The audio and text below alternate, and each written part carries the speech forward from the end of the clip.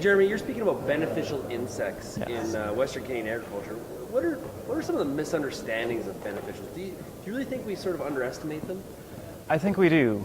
We have this idea of what they are and kind of have heard over and over again that they are beneficial. Obviously, the name suggests that.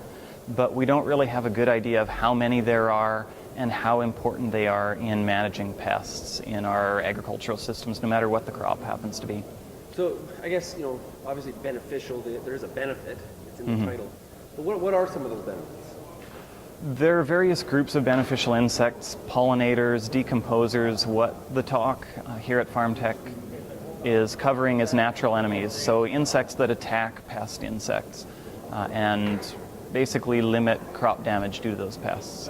So are you kind of trying to encourage farmers to, instead of just going out and automatically taking a control crop protection product, but actually looking at what are the levels of beneficials, or how are you encouraging farmers to manage these beneficial insects? Well, we first of all would just like farmers to be more aware of the beneficials out there, and obviously when the pests are causing economic harm to the crop, then control is necessary, it's warranted.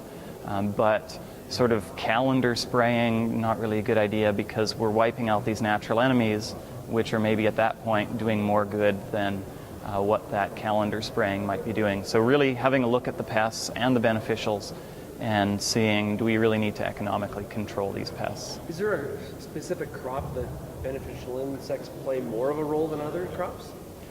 Not necessarily. It has more to do with the insect pests themselves. So, for example, cutworms can sometimes be a really significant problem, but they come in cycles. So there are a few years where there are lots of cutworms and then many years in between where there aren't. And beneficials, natural enemies, play a huge role in those in-between years in managing that low cutworm population. So it's kind of on a pest-by-pest basis. Okay, thanks a lot, Jeremy. Thank you.